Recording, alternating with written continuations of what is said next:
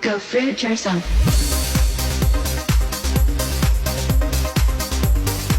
The time has come in America to launch an intensive campaign to find a cure for cancer. Our recovery plan will invest in electronic health records. It will launch a new effort to conquer a disease that has touched the life of nearly every American by seeking a cure for cancer in our time. Since the war on cancer began in 1971, more than 14,800,000 Americans have died from some form of the disease. 1,500 die every day. That's 565,000 men, women, and children in 2009 alone. More people will die from cancer in this country in the next 3 years than all the American soldiers who died fighting since the American Revolution. From 1920 to the present time, we have made little or no progress in the treatment of adult cancers. So a person who gets prostate cancer or breast cancer today will live as long as a person who got it in 1920. No big change. With all the radiation therapy that we began in the 10s and 20s, combination chemotherapy in the 60s, immunotherapy that began in the 70s, PET scans, MRI scans, you name it, billions and billions and billions of research dollars that we've thrown into this whole area of cancer research and treatment, little or no significant progress in the treatment of adult cancers. They will burn it, they'll cut it out, or they'll try to poison it. Heavy trading today in the biopharma sector. Blockbuster cancer drug Erbitux racked up nearly $425 million in sales. You have this entire industry that is not going to just pack up and go away. This is a business. Hey Freebirds, it's Freely the Banana Girl here. Welcome to another episode. That was pretty good spin. Maybe because I got my Thai dancing pants on. I love these pants. They're like $5 from Thailand. Super comfortable. Probably going to get another 5 pairs when I get over there. So, okay, on to today's topic. It's a really, really important one. All right? It's something that touches the lives of millions and millions of people out there, and that is cancer. Almost all of us know someone who has had cancer, who has even died of cancer. It's that common. It's frightening. It's an epidemic proportion. It's wiping the population out, basically. 1 in 3 people is going to get cancer. And do they die of the cancer itself, or are they dying from the treatment? We're going to talk more about that today, and also going to talk about the business of cancer. Because if you're diagnosed with cancer and you go the conventional route, then on average, you're going to spend around $50,000 on treatments. $50,000, it's a huge amount of money. And with 1 million new cancer sufferers diagnosed every single year, that's $50 billion injected into the cancer industry. So there's a lot going on behind the scenes. There's a lot of greed, there's a lot of corruption, and we're going to talk about that today. So grab your banana smoothie and listen up. This is some excellent information. Over 1 million Americans are diagnosed with a new cancer every year. All these people suddenly plunge into a dark tunnel that will dramatically change their life for many years to come. Faced with an apparently endless chain of medical tests, examinations, second opinions, medications, new tests, surgical operations, support therapies, and follow-up checks, they find themselves at the complete mercy of the disease. While in that tunnel, each patient feeds an immense medical apparatus that employs hundreds of thousands of people and generates millions and millions of dollars for the medical and pharmaceutical industries. From research laboratories to medical schools, from prevention clinics to worldwide drug sales.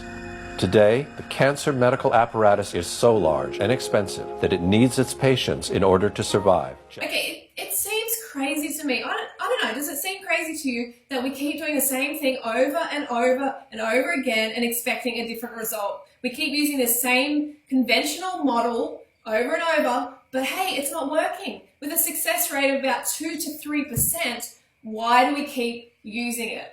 There's a very good reason. I'll never forget walking into the hospital that day. My father's cancer had spread.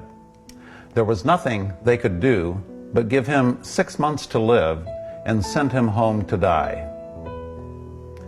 I remember the doctor well.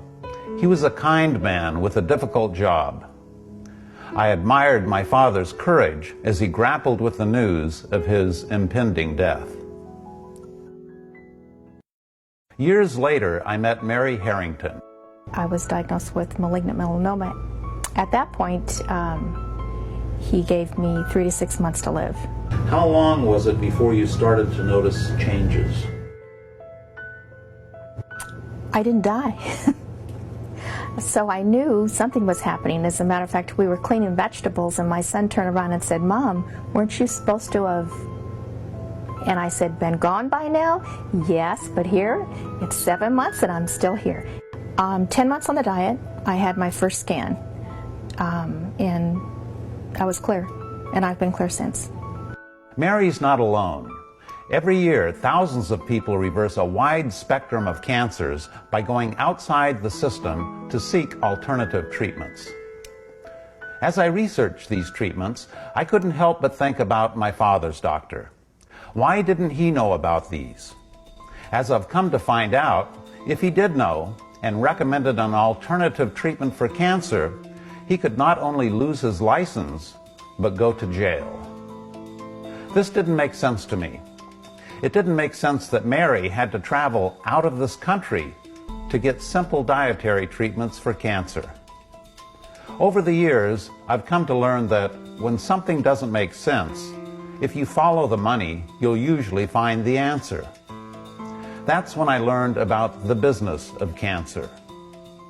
As you will soon discover, the search for a cure is hardly the altruistic endeavor you've been led to believe. In fact, it's quite the opposite.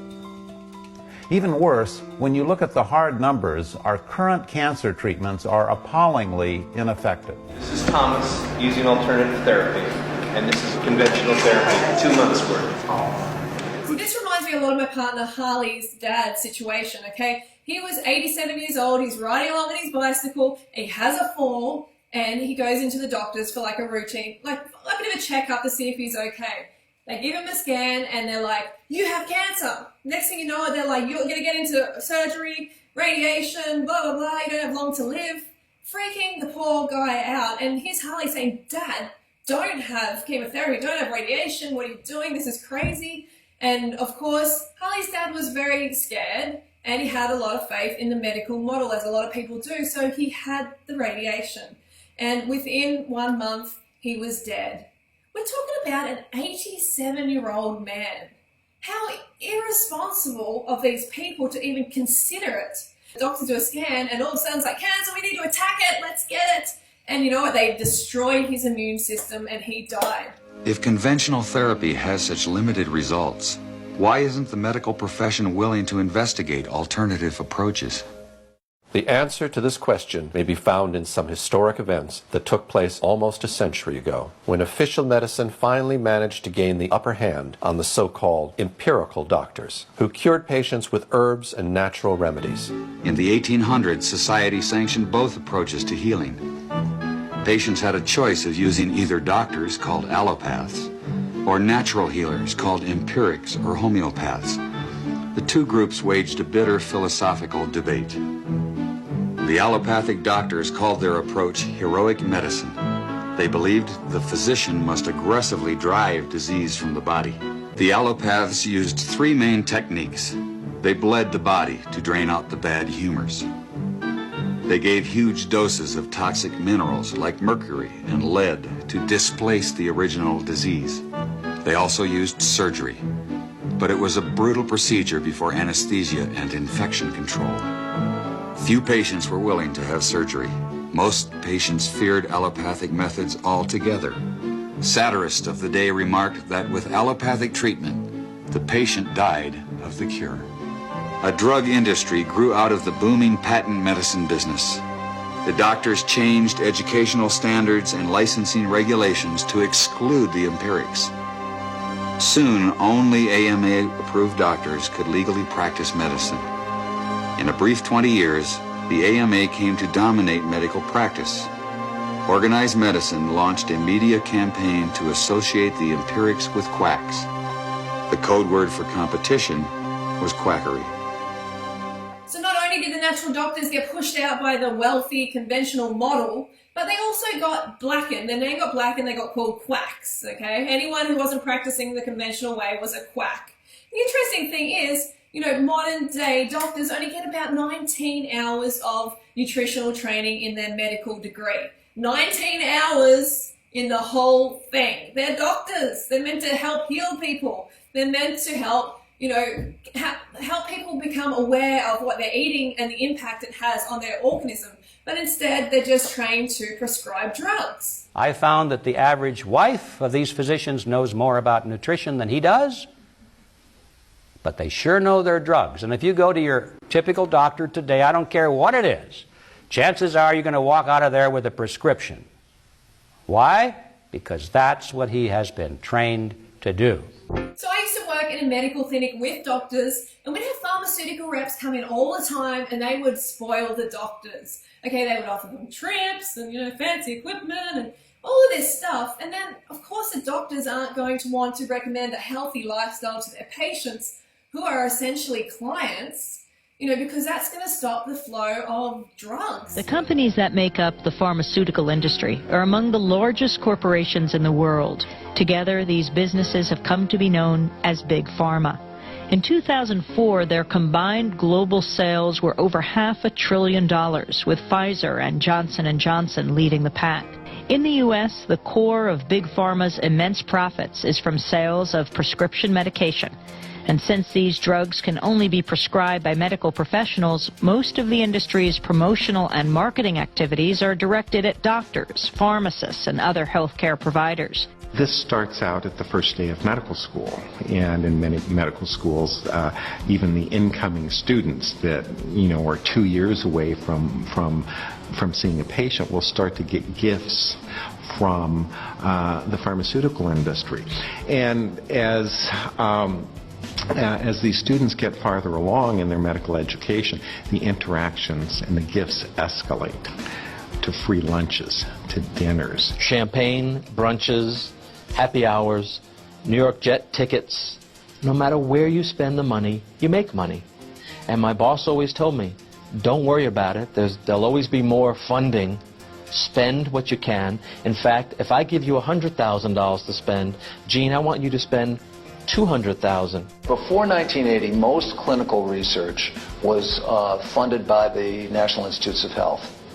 During the 90s, most of that research got pulled out of universities and was brought to for-profit research organizations. Okay, so let's have a look at how successful conventional medicine really is. The fight against cancer, we've had this war against cancer since 1971.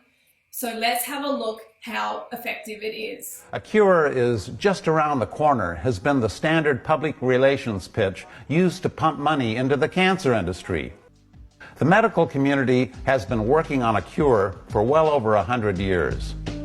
The war on cancer was simply a massive infusion of funds, which ended up creating a bloated and ineffective medical bureaucracy. Some of those involved in the war saw this from the very beginning.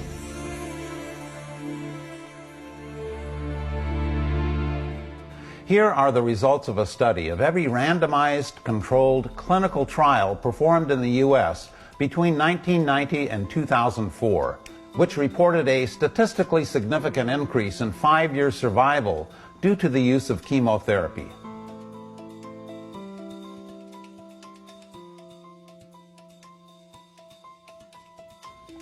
What you see are goose eggs, or near goose eggs, for all of our major cancers. The medical profession generally considers any drug with less than 30% effectiveness to be no better than a placebo.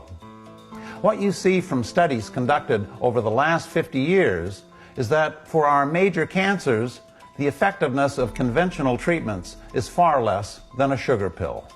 So if the effectiveness of the conventional approach is no better than a sugar pill, no better than a placebo effect, and actually bad for you because you're poisoning yourself, then we need to look elsewhere for the answer. And the answer lies in your lifestyle. Today, ABC News has gone pink across every broadcast, saluting Breast Cancer Awareness Month and the search for a cure. But tonight we're also asking about prevention, specifically which women get the least breast cancer and why. ABC's chief medical editor, Dr. Richard Besser, brings us the answer. Ask Mao Shi-Yang in the Chinese countryside. A perfect example of what can happen if you eliminate breast cancer risks. I have heard of breast cancer, but I don't know anyone who's ever had it. Not in her village or in any village she knows. Rural Chinese women like Mao have the lowest rates in the world. She eats mostly rice and vegetables, little meat, little fat, which lowers her risk. A healthy weight and exercise lower it more. So here's what it looks like to have the lowest risk in the world. But if Chinese women like Mao move to the United States, studies show that within a generation, her daughters would have the same risk as an American woman, the highest risk in the world. Our bodies cure cancer every day of our lives, and the difference between prevention and reversal is one of degree, not kind. In fact, the average American has 6 bouts with serious cancers during their lifetimes. That is, they actually reversed serious cancers 6 times in their lives without even knowing it. Those with healthy immune systems don't know about the battle their bodies are waging. Those with weakened immune systems will find out about these battles in the hospital. The foundation of a good immune system is diet. A good diet enables us to reverse cancer every day of our lives. So there's a reason why the rural Chinese are having such great success with cancer and we're struggling with it, because they're eating most of the calories from a plant-based diet and they're active.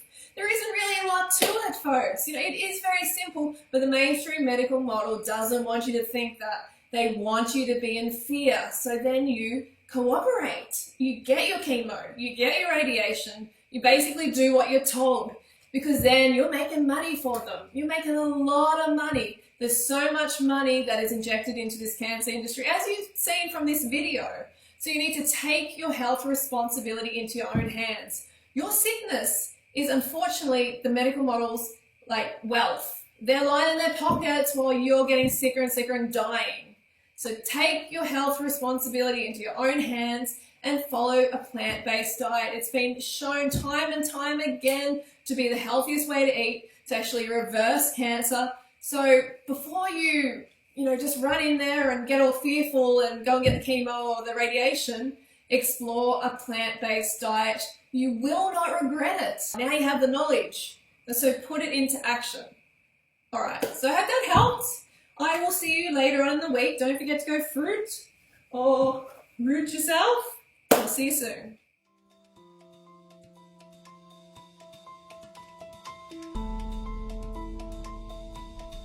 Americans practically worship animal protein, yet it is the strongest carcinogen we will ever encounter in our lives.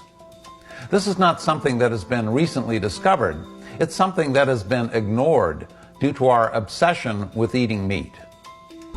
In the 1960s, researchers in India thought by increasing animal protein, it would help cure cancer. What they found was just the opposite.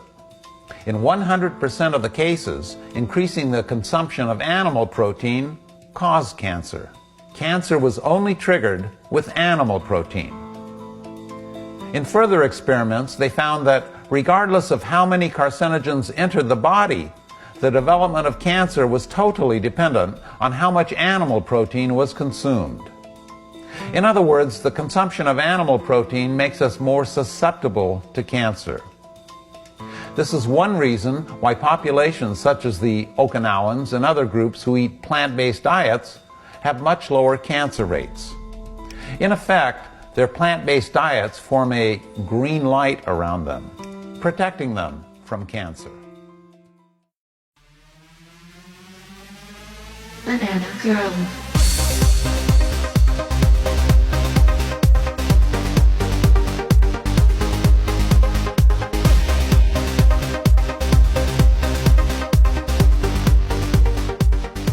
Go fruit yourself.